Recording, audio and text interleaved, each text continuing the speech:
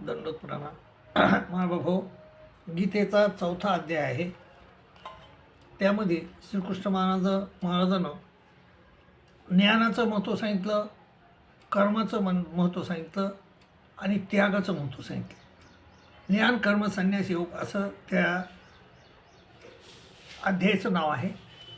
माणसाला जीवनामध्ये ज्ञान आवश्यक आहे. कर्म कसे करतो हे बी महत्त्वाचे आहेत आपल्याला.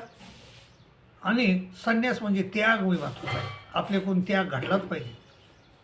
तर त्यावर श्रीकृष्ण महाराजानं भाष्य केलेलं आहे. बाबा, ते भाष्य तुम्हाला सांगण्याचा मला मोह झाला आणि तो मला मोह आवरला नाही आणि त्यामुळं मी तुम्हाला हे सांगत आहे.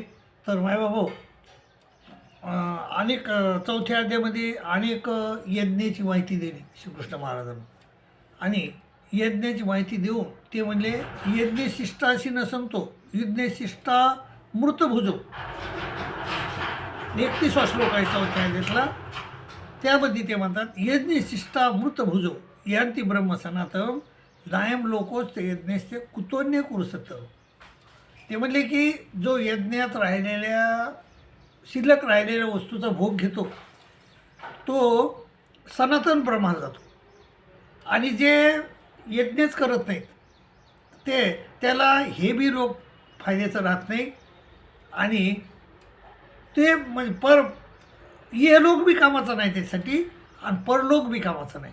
मागं बी मागच्याच श्लोकात 4-5 ह्याच अध्यायामध्ये ते म्हणले की जे माणूस यज्ञशिष्टा शिन संतो मुचेंते सर्व किलबिसे. मागं म्हणले, यज्ञशिष्टा शिन संतो मुचेंते सर्व भुंजते ते तो गम पापा हे पचंत्यात्मकारणा. जे यज्ञातून राहिलेल्या वस्तूचा भूक घेतात आता ते सर्व पापापासून नष्ट होतात. भुंजते किलबिसे म्हणजे पापापासून नष्ट होतात. पण जे स्वतःसाठीच पचवतात ते पापी आहेत, ते पापच खातात असं मागबी म्हणले. आणि इथं बी म्हणले की यज्ञशिष्टा मृतभुजो यांती ब्रह्म सनातन नायम लोकोच ते यज्ञशी कुतोने कुरुसत्तम. जे राहिलेल्या शेष याचा उपयोग घेतात ते सनातन ब्रह्माला जातात. आणि जे यज्ञच करत नाहीत तर त्या नायम लोकोच ते यज्ञशी, ते यज्ञ करत नाहीत त्याला ये लोक बी कामाचा नाही आणि परलोक बी कामाचा नाही. तिथं त्याला सुख नाही आणि इथं बी सुख नाही. पुढच्या अध्यायात पुढच्या श्लोकात ते म्हणतात, एवम बहुविधा यज्ञ वितता ब्रह्मणौकी. आणि अनेक वेदानं म्हणजे वेदानं यज्ञाचे प्रकार सांगितले. एवम बहुविधा यज्ञ वितता ब्रह्मणौकी म्हणजे त्या वेदाच्या मुखातून अनेक म्हणजे यज्ञाचं हे झालं आहे. परंतु कर्मजन्य विधीत असं ते सगळे कर्मजन्य विधी आहे, ते सगळे कर्मजन्य आहेत. तर कर्मजन्य असल्यामुळं कर्मजन्य असल्यामुळं परमेश्वर प्राप्ती होत नाही माणसाला यज्ञानं. आणि मग एवम ज्ञातो मोक्षेसे. आणि हे आपल्याला परमेश्वर प्राप्ती होत नाही त्यानं, हे ज्याला कळालं तो मोक्षप्राप्तीला गेला असं श्रीकृष्ण महाराजानं 32व्या श्लोकात म्हणले. आणि 33व्या श्लोकात ते म्हणतात, श्रेय द्रव्यमय दे म्हणजे द्रव्यज्ञापेक्षा ज्ञानयज्ञ श्रेष्ठ आहे. श्रेय द्रव्यमय दे ज्ञानयज्ञपर्यंत सर्व कर्माखिलम पार्थ ज्ञानीपणे समाप्ती. अज्ञान झाल्यावर सगळ्या कर्माचा नाश होतो असं श्रीकृष्ण महाराज 33व्या श्लोकात 32व्या श्लोकात 33व्या श्लोकात म्हणतात.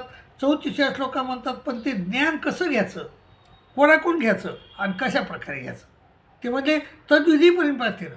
ते ज्ञान घेण्यासाठी विद्वान माणसाकडे जा, तद्विधी परिपातीनं त्याला परिपात करा, परिपातेनं परिप्रश्नेनं शिवाय आणि त्याला म्हणजे विनयपूर्वक प्रश्न विचारा आणि मग ते तुम्हाला उपदेशेन तिथे ज्ञानम ज्ञानीनच तत्वदर्शीनं. आणि मग ती तुम्हाला ज्ञान सांगते. ते तत्वदर्शी माणूस तुम्हाला ज्ञान सांगेल. आणि मग ज्ञान सांगितल्यावर काय होईल, ज्ञात्वा ज्ञात्वा न पुनर्मोह मेव मैशेषी पांडव. पुन्हा तू मोहात पडणार नाहीस, तुला अज्ञान येणार नाही. यज्ञात्वा न पुनर्मोह मेव मैशेषी पांडव येन भूतान शेषेनं द्रक्ष्यास म्हणण्यात होई असं ते म्हणले 35व्या श्लोकात. 34व्या श्लोकात काय म्हणले ते, आपली चेतशी पापे बे, किती बी दुराचारी असू द्या, आता चेतसे पापेहून पापी आपली चेतसे पापे बे सर्व प्राप्त होतं. सर्व ज्ञान प्लयनेव वृथिनम संतरिष्यसे. आणि ह्या ज्ञानरूपी होडीहून तो सहज तरून जातो असं श्रीकृष्ण महाराजांना 36व्या श्लोकात म्हणलंय. आणि 37व्या श्लोकात म्हणते कसं कसं नष्ट होतात त्याचे पाप. येथे धावशी समिधोग्नीत, म्हणजे जसं समिधा यज्ञात टाकतो आपण आणि त्या खलास होतात. येथे धावशी समिधोग्नीत भस्मसात कुर्ते अर्जुन. ते यज्ञात टाकलेला समिधा ते अग्नी त्याला खलास करून टाकतो, जाळून टाकतो. त्याप्रमाणे ज्ञानाग्नी सर्व कर्मांनी भस्मसात कुरुते. तसं ज्ञानाग्नी सर्व तुझ्या कर्माला जाळून टाकत असं श्रीकृष्ण महाराज म्हणतात. कारण अर्जुना, कारण नाही ज्ञानेन सदृशम पवित्रमेव विद्यते. ज्ञानासारखं जगात काहीच पवित्र नाही. आणि तत्स्वयमेव संसिद्ध कालेनात पण विद्यते. आणि हा ज्ञानी माणूस केव्हा तरी बोडम जन्माला म्हणते, एकाच जन्मात नाही, पण केव्हा तरी तो मोक्षप्राप्तीला जातो. कालेनात पण विद्यते. पण ज्ञान कोणाला होत असते म्हणले? कोणालाही ज्ञान होत नाही. श्रद्धावान लभते ज्ञानम तत्पर सैतेंद्रिय. जे इंद्रिय जित आहे आणि ज्ञानम लब्धा परामश, आणि त्यालाच होत असते ज्ञान. कोणाला? जो श्रद्धावान आहे, त्यानं इंद्रिय जिंकलेले आहेत आणि त्याला ज्ञान झाल्यावर ज्ञानम लब्धा परमशांती आणि मचेरेरा दिवशी त्याला खरी शांती मिळते. आणि जो अज्ञान आहे, आज्ञेच्या सर्वधानचे संशयात्मा विनस्थिती नायम लोकोस्ती न पूर्व न सुखम संशयात्मना. आणि तशा माणसाला अज्ञान माणसाला, अश्रद्ध माणसाला ज्ञान होत नाही, संशयी माणसाला ज्ञान होत नाही. आणि ते तशी विनस्थिती होती त्याची, आणि त्याला कुठंच सुख नाही. नायम लोकोस्ती न पूर्व न सुखम संशयात्मना.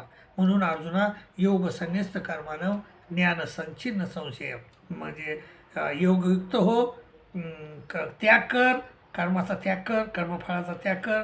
आणि ज्ञान संचिन्न संशय, आणि आत्मवंतम न कर्माने. जो आत्मवंत आहे, जो बेडर आहे, निडर आहे, जो कणखर आहे, त्याला कर्म बांधत नसतात. म्हणून तस्मात ज्ञान समुतम हृत्सम ज्ञान आशिनात्मना चित्वैनम संशयोग मातिष्ठोतिष्ठ भारत. आणि तो अज्ञानरूपी तलवारीनं, ज्ञानरूपी तलवारीनं अज्ञानाला छेदून टाक. आणि अर्जुना उठ आणि तू युद्ध कर. असं श्रीकृष्ण महाराजानं अत्यंत महत्त्वाचे तत्त्व, महत्त्वाचं ज्ञान ह्या 4थ्या अध्यायात दिले. मायबाबा, ते तुम्हाला पटलं असेल असं मला निश्चितच खात्री आहे. तर तुम्हाला पटलं असेल तर ते ज्ञान घ्या, अनुसारा. आणि दुसरी गोष्ट म्हणजे आपण ह्या देवल ग्रुपला तुम्हाला वाटलं तर सबस्क्राईब करा, शेअर करा, लाईक करा अशी विनंती करतो. तुमची रजा घेतो. दंडवत प्रणाम, दंडवत प्रणाम, दंडवत.